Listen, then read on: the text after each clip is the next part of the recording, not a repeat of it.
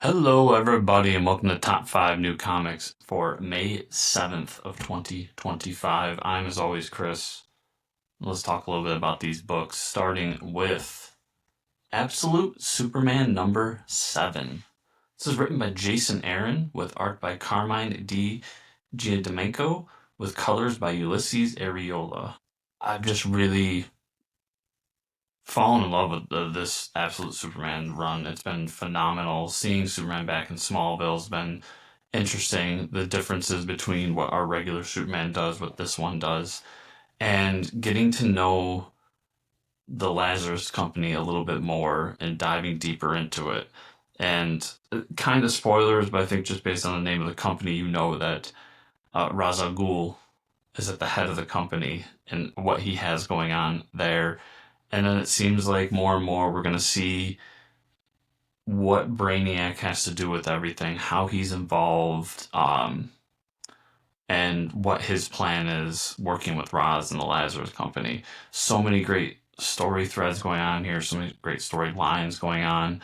I love the introduction of how the suit is helping him, uh, how his departure from Krypton was different from the main DC universe, all these different things coming together with a great creative team. So I just cannot recommend this book enough. The Absolute Universe has been phenomenal from what I've been reading so far, and just really excited to get more and more of it. After that, I've got Star Wars number 1. This is written by Alex Segura with art by Phil Noto, letters by Clayton Cowles, and edited by Mark Panizia. So those who've been watching these videos and listening to the podcast for years know what a big Star Wars fan I am. There's Star Wars stuff behind me. I am an ultra fan of Star Wars. Just love the series so much. And throughout the Marvel era of the Star Wars comics, we've dove into different eras inside of the original trilogy, a little bit in the prequel trilogy, and then we've gotten stuff like the High Republic as well.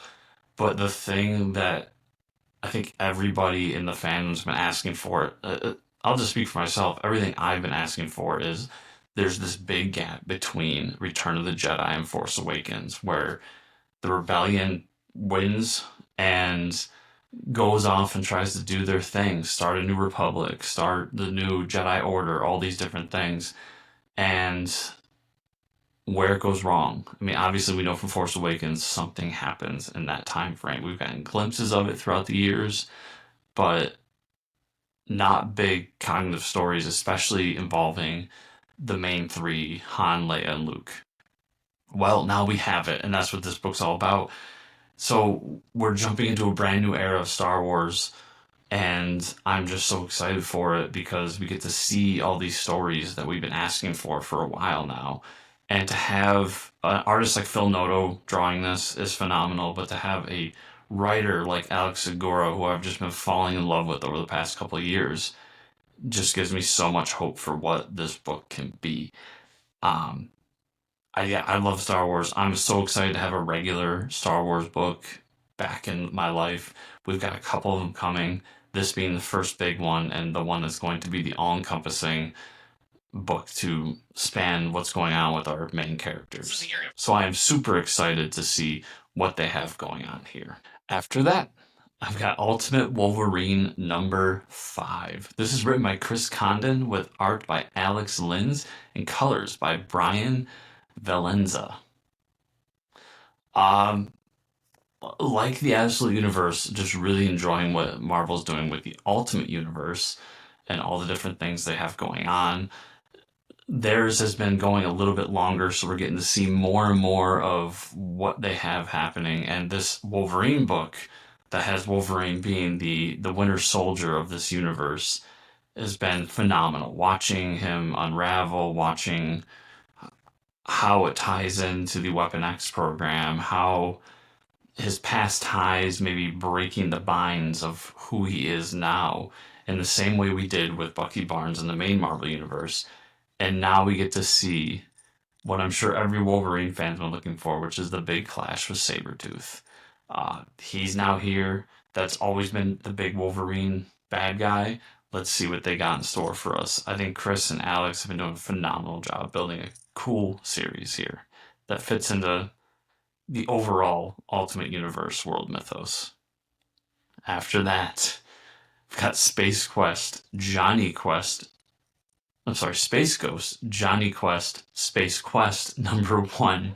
This is written by Joe Casey with art by Sebastian Piriz, colors by Lorenzo Scaramella, and letters by Taylor Esposito.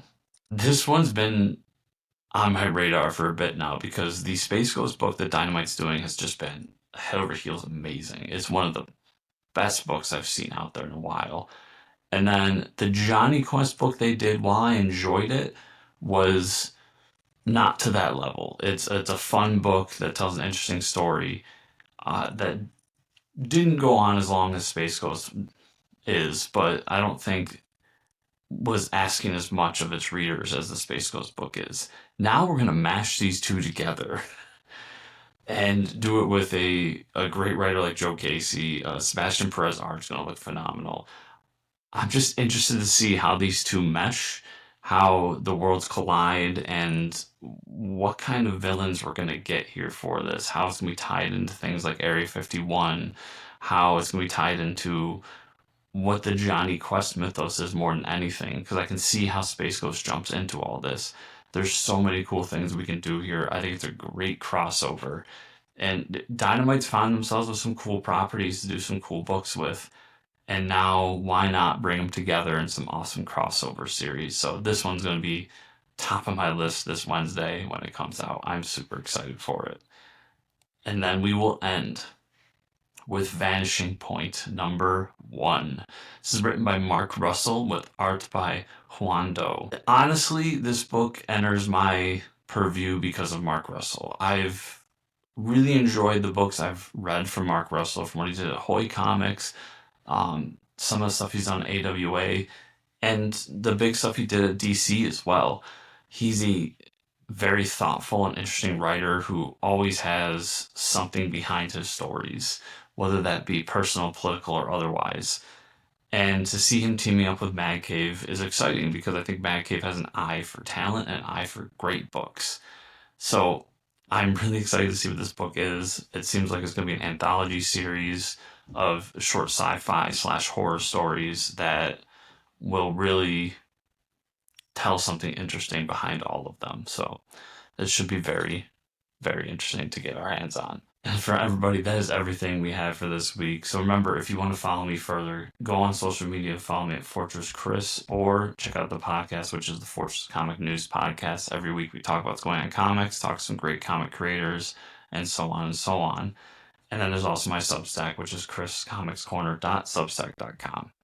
So thank you all so much for watching this week. I'll see y'all here next week.